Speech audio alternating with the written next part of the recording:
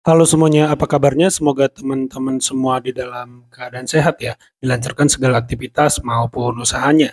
Ya, pada video kali ini saya mau mengajak teman-teman nih menyaksikan protes Bung Adian Napitupulu terhadap anggaran infrastruktur yang dipangkas ya teman-teman. Dan ini membuat Adian itu protes karena bagaimana dengan dapil ya, dapil daripada para anggota DPR ini. Tentu para anggota DPR ini menyerap aspirasi pembangunan dari dapilnya. Lalu itulah yang mereka perjuangkan ketika terpilih, tetapi ketika anggarannya dipangkas begitu besar, ini bagaimana? Nah, ini sangat seru dan ini sangat rasional dan sangat bagus argumentasi dari Bung Adian Napitupulu ya teman-teman. Nah, bagaimana videonya?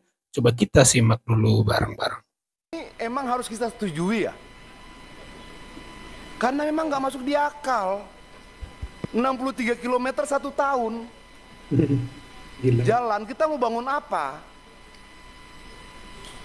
Enggak, kalau perjalanan jembatan ini 12,48 triliun, 63 km, 4342, 1606 dan sebagainya, itu memang kecil sekali. Jadi pemimpinan mau kita putar-putar ya nggak bakal dapat dapilnya. Bentar. Ya artinya Coba kita biar Pak Adian selesai dulu, ya, bentar. artinya memang pengurangan 80 triliun ini dampaknya kemana-mana. Tapi kalau sebagai menteri siap mengambil tanggung jawab terhadap, misalnya kita bicara kalau sumber daya air ini 10,7 triliun. Terus kita mau bicara tentang ketahanan pangan sementara rehabilitasi jaringan irigasi cuma 16.000 hektar dari sekian banyak yang lain. Ya memang tidak akan tercapai. Jadi kalau menurut saya, ya teman-teman di DPR harus rela nggak buat apa-apa buat dapilnya. Ya jadi pembohong lah setahun. Tidak mampu menepati janji-janjinya. Kira-kira begitu pimpinan. Karena memang tidak ada yang bisa itu kotak-katik, ini saya baca dari tadi. Apa yang mau kita kotak-katik ini? Nggak ada lagi. Kita pindah jadi jembatan gantung, jalan nggak terbangun. Kita pindah jadi yang lain tidak terbangun. Tapi kalau memang tidak bisa dirubah lagi, angka ini ya ketok aja. Toh yang akan bertanggung jawab nanti pemerintahan secara keseluruhan ketika rakyat tidak dapatkan bantuan apa-apa di bawah. Ketika jalan tidak terbangun, irigasi tidak terbangun, ketahanan pangan terganggu dan sebagainya. Ya usul saya ketok-ketok lah, tapi teman-teman juga harus rela. Toh ini sudah pemerintahan yang kita sepakati toh. Apapun resikonya kita terima. Terima kasih. Baik, sebentar teman-teman gini, supaya pemahaman kita sama dulu. Soalnya nanti kalau pemahamannya enggak sama, nanti kita yang sudah mengerti jadi seolah-olah tidak paham. Ini kan repot kita nih. Jadi maksud saya begini Pak Adian, pagu indikatif itu kewenangan penuh pemerintah Pak. Di pagu indikatif itu. Ya. Itu sudah pakem itu. Makanya ada namanya surat dari, ada impresnya. Impres ini turun ke surat Menteri Keuangan. Itu sudah diputuskan oleh pemerintah bahwa PU mendapat sekian, perumahan sekian, desa sekian, Menteri Transmigrasi sekian, dan kepala lembaga-lembaga yang lain atau badan lembaga atau badan yang lain mendapat anggaran sekian, Pak. Sifat kita di sini memang selama ini sebetulnya begitu. Pimpinan kalau saya salah tolong saya dikoreksi, betul ya? Betul. Pak ya? Begitulah dia selama ini. Begitu dari pemerintah turun kita ketok. Ini uang digunakan untuk apa? Itulah kewenangan kita bahas dengan masing-masing mitra kita. Nah, kalau keberatan, saya juga tadi tanya Pak sebelum rapat. Dari Banggar ada nggak surat? Nggak ada. Tidak ada. Yang duduk di Banggar, Pak Hamka masih di Banggar nggak? Masih ketua. Masih. Ada pernah dibahas soal ini? Tidak ada. Nggak ada dibahas kan? Tidak. Nah, Belum ada jadi ketua. maksud saya begini teman-teman. Merubah impres, Presiden udah teken loh.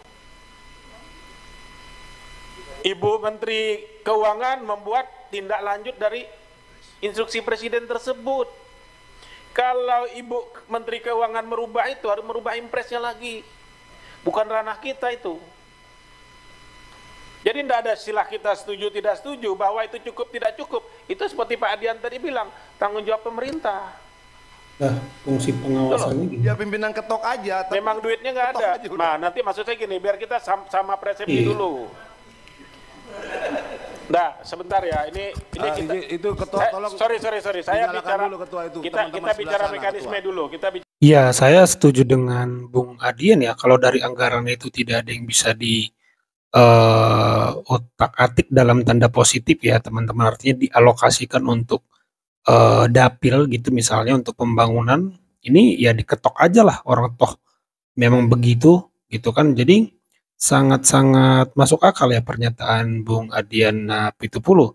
Tadi juga perihal irigasi, jembatan, jalan itu tadi Bung Adian melihatnya ya ini tidak akan mencapai target kalau begini gitu ya teman-teman. Dan ini saya membingungkan juga paradigma pembangunan yang ingin dilakukan pemerintah saat ini ya. Padahal untuk mencapai daya saing ya harus agresif ya menurut saya dalam hal infrastruktur ya. Karena ya tanpa infrastruktur tidak ada daya saing ya teman-teman. Sementara zaman tentu semakin kompetitif ya. Ini saya belum menemukan apa ya sebenarnya yang ingin dicapai ya teman-teman. Tapi kita coba simak protes dari anggota DPR lain ya. Karena itu sumpah jabatan kami, ya kan, melihat anggaran yang begini kecil, ya kami pesimis sekali bahwa apakah aspirasi-aspirasi kami ini bisa masuk. Saya kira itu pimpinan. Saya kembalikan ke pimpinan. Makasih Pak Ketua. Pak Robert sudah? Ketua. Teman yang lain ada? Ya. Silakan Pak Bakri. Ya baik, makasih Pak Ketua dan anggota Komisi 5 yang saya banggakan. Pak Menteri dapat tugas banyak dari Kementerian TNI, termasuk juga yang disebutkan oleh Pak Robert yaitu jembatan gantung. Nah yang saya tanyakan hari ini perlu dipertegas pimpinan. Apakah ini yang dipaparkan memungkinkan bisa masuk program-program padat karya sesuai dengan dapil kita atau tidak? Saya hanya mengingatkan bahwa Undang-Undang MD3, Pak Yandri alumni DPR, Pak Fahri alumni DPR tahu undang-undang itu, Pak Viva juga tahu undang-undang itu. Pasal 72, DPR bertugas menyerap, menghimpun, menampung, dan menindaklanjuti aspirasi masyarakat. Di mana efisiensinya di sini? Tolong nanti ditunjukkan. Kami apresiasi dan kami mendukung efisiensi itu demi keberlanjutan bangsa dan negara untuk menuju tahun 2045 menjadi negara maju. Ini kalau tidak ada ini Pak, tadi jembatan gantung itu sudah dikerja di sana Pak. Apa masuk? Apa itu mangkraklah sebentar? Di daerah saya ambil contoh di daerah saya Pak, termiskin Jeneponto. Ada Kabupaten Selayar, ada infrastruktur di situ. Apakah harus diefisienkan semuanya? Harus kita berpikir berdasarkan pasal ini Pak. Betul. Saya kira kita salut semua dan kita dukung program pemerintah. Pak Prabowo dalam sumpahnya menindaklanjuti, tegak lurus sesuai dengan undang-undang. Ini undang-undang Pak Menteri. Bukan peraturan biasa, ini undang-undang. Jadi tolong dipikirkan dengan baik. Semua tadi ditiadakan. Itu yang menjadi objek efisiensi. Tolong dipikirkan dengan baik, Pak. Setuju efisiensi. Kita dukung pemerintah. Dukung. Tapi jangan korbankan kami, janji-janji politik kami juga ada di bawah. Kami duduk juga ini mewakili rakyat. Presiden terpilih juga ada janji politiknya. Anggota DPR ada janji politiknya. Ayo pintar-pintar, ayo kita tanpa melanggar atau tidak mematuhi undang-undang yang ada. Kita bicarakan. Kalau misalnya hanya 29 triliun, kita bicarakan kemana? Ini yang prioritas yang mana? Jangan plotting seperti begini, lantas misalnya suruh teken. Gak bisa Pak. Betul, sepakat. Ya, tolong Pak Menteri. Ya, tolong diperhatikan dan dicermati dan ditindaklanjuti. Terima kasih, pimpinan. Ya, ini menurut saya kembali ke paradigma pembangunan itu ya, teman-teman. Yang saya bingungkan tuh kalau efisiensi itu dalam pengertian saya, ini pendapat saya ya, bisa aja salah. efisiensi itu menurut saya definisi benarnya harusnya adalah bukan tidak dikerjakan, tetapi dikerjakan misalnya dengan bantuan teknologi sehingga lebih efisien. Nah, itu kan jadi artinya tidak meniadakan target gitu ya teman-teman. Katakanlah pembangunan infrastruktur jalan tol dalam setahun harus mencapai sekian ratus kilometer. Nah, ketika direncanakan tol itu tidak usah dibangun dulu, alasannya efisien. Artinya ada daya saing yang berkurang di sana, ada infrastruktur yang membuat daerah lain tidak terjamah dengan baik. Menurut saya ini bukan definisi efisien, tetapi itu harus tetap dikerjakan, tetapi dengan cara yang lebih produktif, cepat, tepat. Itulah definisi efisien.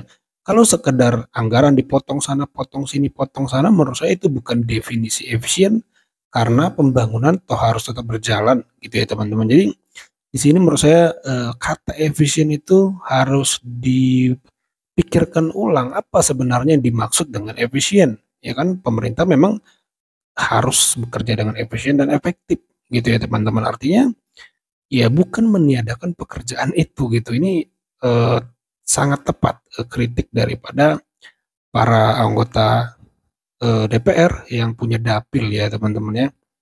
Ya itu kalau menurut saya, coba tulis pendapat teman-teman di kolom komentar. Itu saja video kali ini. Terima kasih yang sudah menyimak sampai selesai. Sampai jumpa di video saya selanjutnya.